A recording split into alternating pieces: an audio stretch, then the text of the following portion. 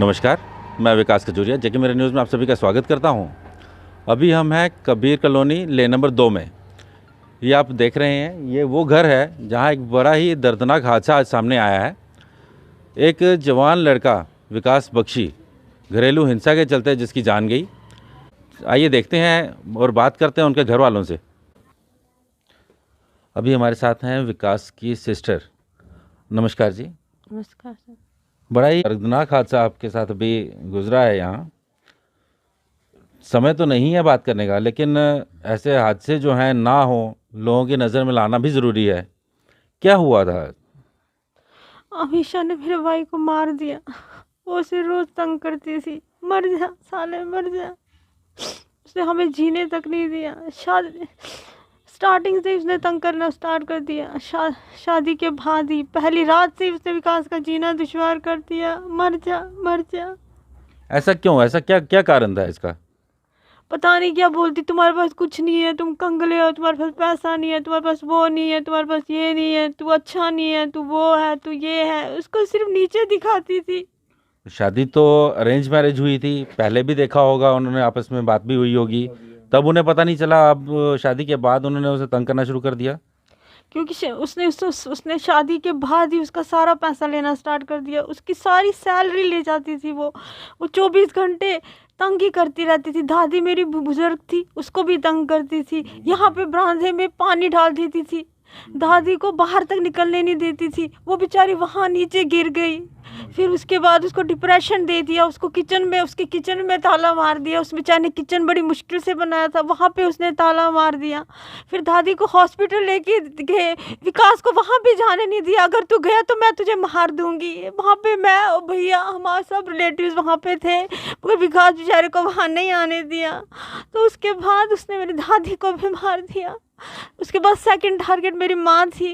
माँ को भी 24 घंटे तंग करती थी, ये काम कर वो काम कर, ये लाके दे मुझे, वो लाके दे, तुम कंगाल हो, तेरे को वो कहते हैं, तू गंदी है, तू गंदी है, तू गंदी है। तो उसको बेचारे को सांस तक लेने नहीं दी। फिर एंड में जाके वही पहुँचे सोचे उसे करवाती थी। वो भी नीचे गिर गई, उसको भी डिप्रेशन की प्रॉब्लम हो गई। उसका भी उसने ऐसे ही काम कर दिया। जनवरी के महीने सर्दी में वो बीमार थी। वो कह रही थी मेरे से चला नहीं जा रहा है। उसको 3 घंटे ठंडे पानी में नहा के बाहर 3 घंटे रखा। उसको रात को हार्ट अटैक आ गया। उसको भी बेचारी को मार दिया। फिर भैया थे, वो बेचारा सारा मेरा घर संभालता था। अमीशा की हर डिमांड पूरी करता था। वो बोलती थी ये ला वो ला वो ला ये ला। हमें तो सांस तक नहीं लेने देती थी। देखो मेरी हालत क्या बना रखी। सुबह से शाम तक सिर्फ मारती रहती थी। खाना तक वो खाने नहीं देती थी। क्या वो आपको भी मारती थी? मुझे भी तो मारती थी। किचन में जाके बोलती थी दफा जा अंदर, तू मरी क्यों नहीं, तू मरती क्यों नहीं है। बेलन से मारती थी, बाल खींचती थी, मेरे गंदी गंदी गालियाँ देती थी मुझे। लेकिन मैं चाहती थी कि मेरे बाप और मेरे भाई को खाना मिले। लेकिन इसके लिए मैं काफ़ी बार कोशिश की।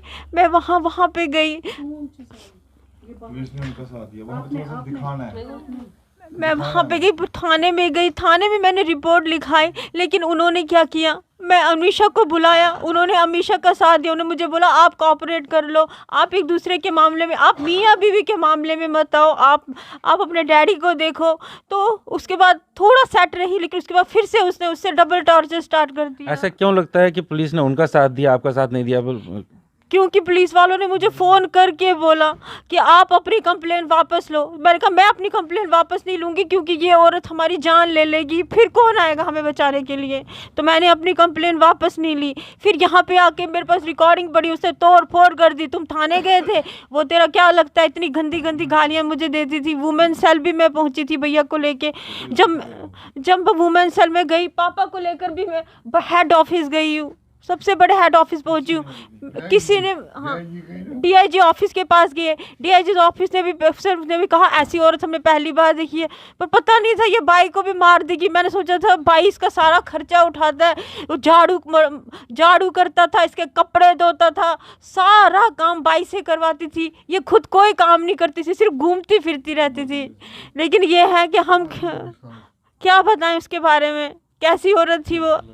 लेकिन अब था पुलिस में जाके आगे पीछे रिपोर्ट लिखाई, फिर मैंने वुमेन सेल में जाके कंप्लेंट की। वुमेन सेल वालों ने भी यही कहा कि आप अपने बारे में सोचो, आपका बूढ़ा बाप है। लेकिन वहाँ पे जाकर भी उन्होंने मुझे, इसका भाई है ना वो पता नहीं पुलिस में है कुछ, वो अप्रोच लगाता था, उसने भी हमारी मदद नहीं की। हमारी मदद सच बताओ तो उस बेचारे की मदद किसी ने भी नहीं की। आप करेंगे तो कब करोगे आप लोग मेरे भाई की मदद? कितना तड़पा होगा वो, इतने साल कितनी दर्द में रहा होगा। जब उसके पास पुराने कपड़े थे, वो नए नए कपड़े पहन के घूमती थी। जब उसको खाना खाने के लिए नहीं देते थे, उसको दूध पीने के लिए नहीं देते थे, उसको बिस्किट के लिए तड़पाती थी, उसको रात भर नीचे सुलाती थी, खुद ऊपर सोती थी, उसको रात को ठंड में बाहर निकालती थी। भैया कितना जुल्म होता था उसके साथ। उसका भाई उसको गन पॉइंट पे उठाता था, गन पॉइंट पे बिठाता था, ओए साले उठ, मेरी बहन को अगर कुछ किया। देखो भैया मेरा भाई डरपोक होगा लेकिन मैं डरपोक नहीं थी। मैं उसके भाई को बोलती थी क्या गन पॉइंट होता है, मार दे तो हमें, जो हमें तिल तिल तड़पा के मारते हो, मार अगर तेरे में जोर है तो। लेकिन मेरा भाई थोड़ा सा दिल का कमजोर था भैया, उसका हार्ट कमजोर था। उस बेचारे को कभी सांस तक लेने नहीं थी, वो कहीं नहीं जाता था और रोबोट बन चुका था। सुबह उठता था बस यही इसके जूते वूते साफ करने। मेरे को भी गुस्सा आता, मैं बोलती थी भाई तू क्या कर रहा है अपने साथ, चल तलाक ले, दफा कर इसे, नहीं चाहिए हमें कोई तेरी जिंदगी में, तो अकेला ही सही है। पर इसने मेरे भाई को जीने नहीं दिया और एंड में जाके अमीशा ने मेरे भाई को मार दिया। एंड में जाके बोलने लगे अब तो तू मरेगा ही मरेगा। मेरे बाप को आके बोलती कि तेरे को पानी देने वाला भी कोई नहीं रखूंगी, तेरी बेटी को भी मार दूंगी, तेरे बेटे को भी मार दूंगी, दोनों को खत्म कर दूंगी, तू ऐसे ही मर जाएगा। देखो हमारे से कितना जुल्म हो रहा। अभी भी वो अब ऐश कर रही होगी लेकिन उसने मेरे भाई को मार दिया। बताओ मैं क्या करूं भैया। देखिए, चोरों से, डकैतों से या जो कातिल हैं उनसे तो डरना है, आज पुलिस वालों से भी हमें डर के रहना है। अभी बात करते हैं और से भी। जी भाई साहब, आप क्या, आपका रिश्ता क्या था विकास के साथ? मेरा भांजा था, मैं मामा लगता हूँ उसका।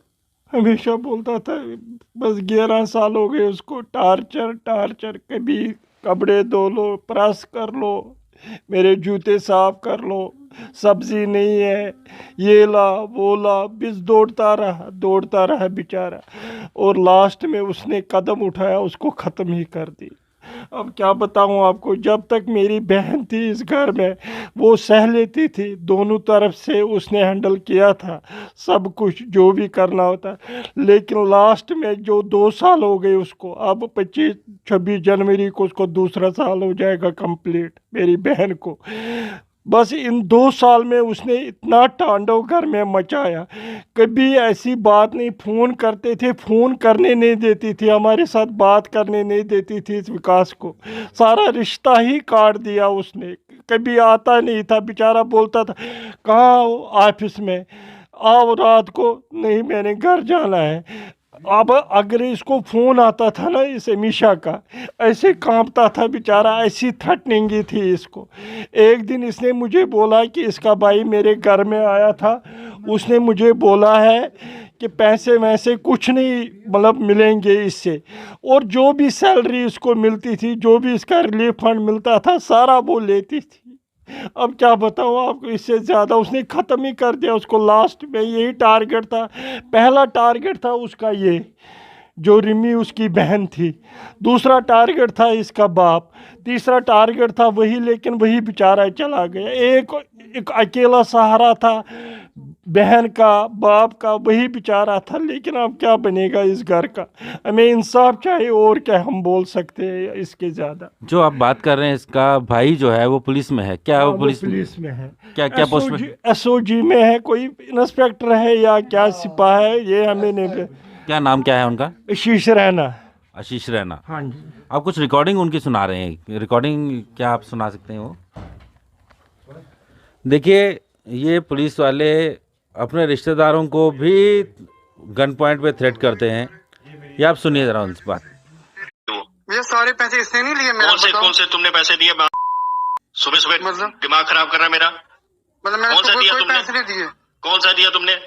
तुम हॉस्पिटल में पड़ा रहा, वो चलते वो कहाँ से आया? उसने ऊपर लेंटर डाला, दरवाजे डाले, टीवी दिख रहा, वो कहाँ से आया? मेरा PF था, वो PF मेरा था भैया, PF वो 1 लाख मेरा PF था, वो लगा। हाँ, तो अभी फिर क्या वो कहाँ से लाएगी? अब मैं कहाँ उसने से कहाँ से मांगूंगा? लाना? बताओ मैं किससे मांगूंगा? तो उसने कहाँ से लाना भाई? ठीक है, अपने रिश्तेदारों से ले ले। और मैं रिश्तेदारों से ले लूँ इस टाइम? हाँ तो फिर वो कहाँ से लाएगी? बहन से ले ले। वो उसका रिलीफ नहीं है तो डैडी का। वो उनको 4-5 की दवाई आती है, उसका हाँ उधार तो उसने बन कहाँ गया। से लाना है? उसके पास कोई खजाना तुमने दे रखा है क्या? वो कुछ नहीं देगी। उसने कुआं कहाँ से लाना उसने? ये आपको हुआ कि हमको समझ क्यों नहीं? साला अल्लाह मेरे को बोलता है। ब्लॉक करो इसको। अब गाली क्यों मार रहे हैं मेरे को? फिर उसको क्यों तंग कर रहे हैं? मैंने कौन से 4 दिन से यहाँ पे नहीं है? ये देखिए, ये हमारे हिंदू धर्म में ये रिश्ता है। ये जीजा और साला आपस में बात कर रहे हैं। साला ऐसी लैंग्वेज में बात करेगा तो खुद सोचिए उसने कितनी बुरी तरह से इसे डराया होगा, कितनी बुरी तरह से धमकाया होगा। साले पता है मेरा बहन चोद साला के बाप तेरा जाके इलाज करवा। उसको क्यों उंगल कर रहे हैं? मैंने कौन सी उंगल की? अगर उसको तंग किया ना, मैं तेरी याद रखना मेरी बात। अगर नहीं मारी मैं तेरे जूते में पेशाब पीऊंगा। बार बार समझा के भी साले तुझे नहीं समझ आ रही है। ये ऐसी बातें की हैं जो हम शायद सुना भी नहीं पाएंगे। देर से समझा रहा हूँ। तो यहाँ बीमार पड़े, यहाँ पे आप नहीं देखोगे? तो आप उसने बताओ। करना है, वो करेगी।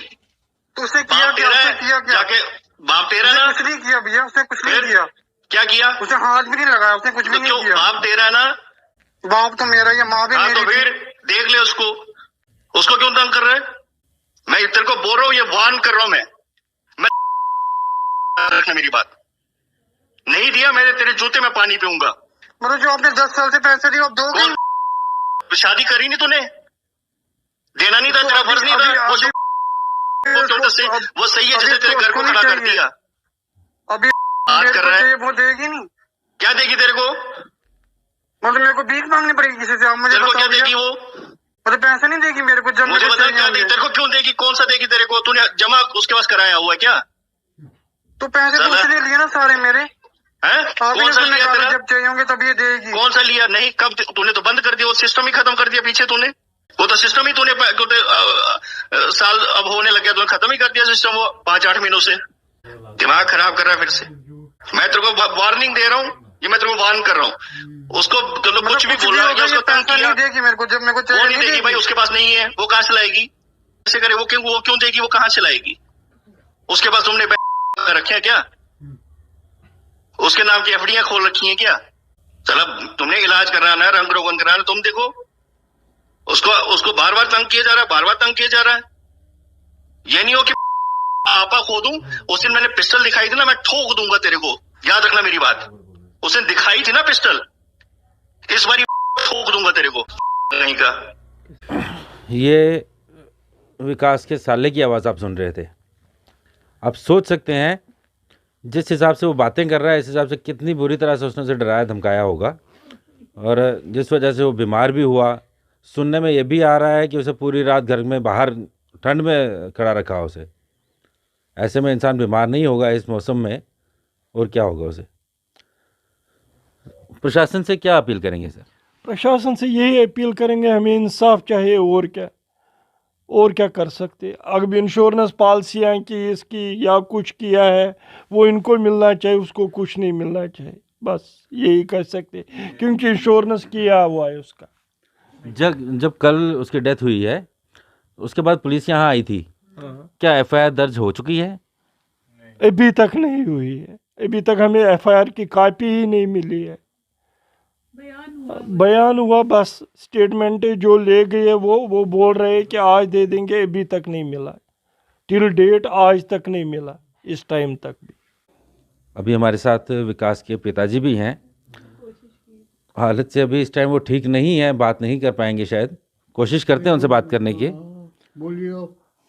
अंकल, बहुत बुरा हादसा हुआ है इस घर में। बहुत बुरा। मेरे बच्चे को मार दिया, गन ले लिया था यहाँ भी, गन ले ली परोगा में। मैं पुलिस में हूँ, मैं बोलता था मार दे, मार ही दिया। मारता क्यों नहीं है? तो भाई बहन तो उससे ज्यादा थी, उसको मारते जी बेचारी को, ऐसी कमीनी थी वो। देखो आज देखा मैंने उस पे, वो पुलिस वालों को ऐसे कर रही है। आप भी कर सकते हो कुछ तो कुछ। प्रशासन से मैं भी अपनी तरफ से, अपने चैनल की तरफ से अपील करता हूं कि ऐसे परिवार को ज़रूर इंसाफ मिलना चाहिए और जल्दी मिलना चाहिए। सुनने में यह आया है कि जो पोस्टमार्टम की रिपोर्ट है वो 2 से 3 महीने में आती है। 2 से 3 महीने ये परिवार वेट करेगा, रिपोर्ट आएगी, उसके बाद केस शुरू होगा। आप क्या अपील करना चाहते हैं प्रशासन से? मैं प्रशासन से ये बोलना चाहती हूँ कि इनके पास कोई सोर्स ऑफ इनकम नहीं है। एक बेटा था जिसकी अब डेथ हो गई है, तो वही कमाता था, वही सारा घर चलाता था, उसी से इनकी मेडिसिन्स आती थी। इसकी बहन की कोई जॉब नहीं है, तो मैं प्रशासन से यही कहना चाहती हूँ कि इसकी जॉब दी जाए।